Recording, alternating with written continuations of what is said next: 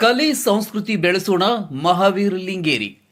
ಸಂಸ್ಕೃತಿಯ ನಾಡೆಂದು ಹೆಸರುವಾಸಿಯಾಗಿರುವ ಭಾರತ ಸಂಸ್ಕೃತಿಯ ನೆಲದಲ್ಲಿ ಜನಿಸಿದ ನಾವೆಲ್ಲರೂ ನಾಡಿನ ಕಲೆ ಸಂಸ್ಕೃತಿ ಸಾಹಿತ್ಯವನ್ನ ಬೆಳೆಸೋಣ ಎಂದು ಕರ್ನಾಟಕ ರಾಜ್ಯ ರೈತ ಸಂಘ ಹಾಗೂ ರೈತ ಸೇನೆಯ ಜಿಲ್ಲಾಧ್ಯಕ್ಷ ಮಹಾವೀರ್ ಲಿಂಗೇರಿ ಅವರು ತಾಲೂಕಿನ ಯರಗೋಳ ಗ್ರಾಮದಲ್ಲಿ ನಡೆದ ಸಮನ್ವಯ ಸೇವಾ ಸಂಸ್ಥೆ ವತಿಯಿಂದ ಆಯೋಜಿಸಿರುವ ಜಾನಪದ ಜಾತ್ರೆ ಸಾಂಸ್ಕೃತಿಕ ಕಾರ್ಯಕ್ರಮ ಉದ್ಘಾಟಿಸಿ ಅವರು ಮಾತನಾಡಿದರು.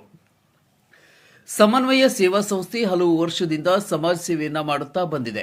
ಕಲಾವಿದರನ್ನ ಗೌರವಿಸಿ ಪ್ರೋತ್ಸಾಹಿಸುವ ಕಾರ್ಯ ಶ್ಲಾಘನೀಯವಾಗಿದೆ. ಶಿಕ್ಷಣದ ಜೊತೆಗೆ ಕಲೆ ಸಂಸ್ಕೃತಿ ಬೆಳೆಸಲು ಇಂತಹ ಸಂಘ ಸಂಸ್ಥೆಗಳು ಜೀವಂತವಾಗಿವೆ.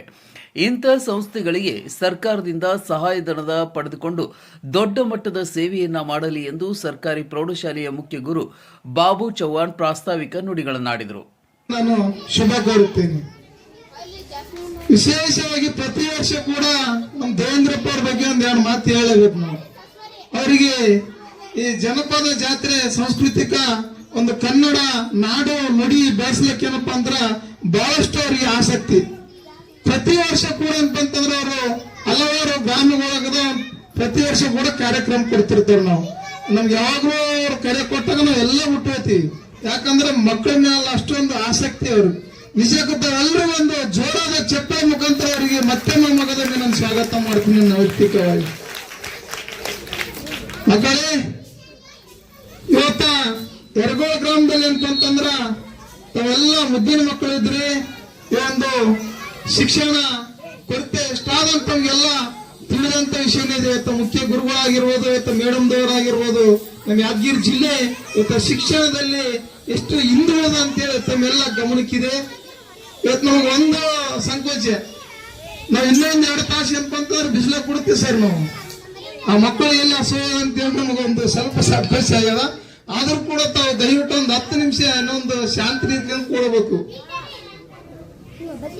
ಕನ್ನಡಕ್ಕಾಗಿ ಕೈ ಎತ್ತು ನಿನ್ನ ಕೈ ಕಲ್ಪವೃಕ್ಷವಾಗುತ್ತದೆ, ಕನ್ನಡಕ್ಕಾಗಿ ಕೊರಳತ್ತು ಅದು ಪಾಂಚಜನ್ಯ ಮೂಡುತ್ತದೆ, ಕನ್ನಡಕ್ಕಾಗಿ ಕಿರುಬೆರಳತ್ತಿದ್ರೆ ಸಾಕು ಅದೇ ಗೋವರ್ಧನ ಗಿರಿಯಾಗಿ ಮೂಡುತ್ತದೆ ಅಂತ ಒಂದು ಮಹಾಶಕ್ತಿ ನಮ್ಮ ಕನ್ನಡಕ್ಕಿದೆ ಅಂತ ನಾ ಹೇಳ್ತೀನಿ. ಬಂಧುಗಳೇ,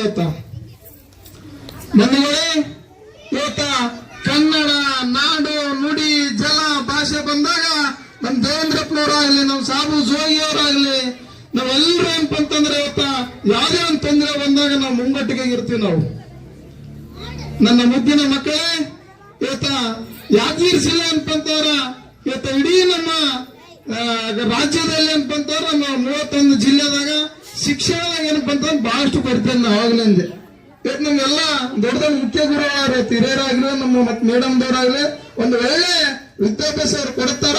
ತಾವು ಆಟ ಆಡಿದ್ರ ಜೊತೆಗೆ ವಿದ್ಯಾಭ್ಯಾಸ ಮಾಡಬೇಕು, ಏನಾದ್ರೂ ಒಂದು ಸಾಧನೆ ಮಾಡಬೇಕು.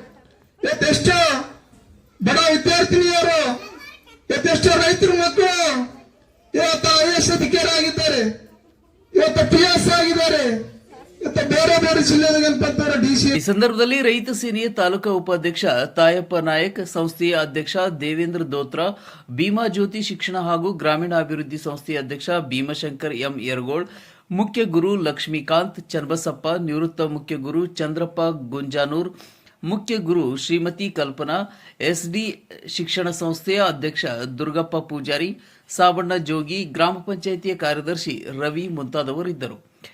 ಈ ವೇಳೆಯಲ್ಲಿ ಗೌತಮ ಬುದ್ಧ ಹಿರಿಯ ಪ್ರಾಥಮಿಕ ಶಾಲೆ ಮಕ್ಕಳಿಂದ ಸಾಂಸ್ಕೃತಿಕ ಕಾರ್ಯಕ್ರಮ ಹಾಗೂ ಭರತನಾಟ್ಯ, ಜಾನಪದ ಗೀತೆ, ಜಾನಪದ ಸಾಮೂಹಿಕ ನೃತ್ಯ, ಗೀತಗಾಯನ ಮುಂತಾದ ಕಲೆಗಳನ್ನು ಪ್ರದರ್ಶಿಸಿದರು. ನೋಡುಗರ ಗಮನವನ್ನು ಸೆಳೆದರು.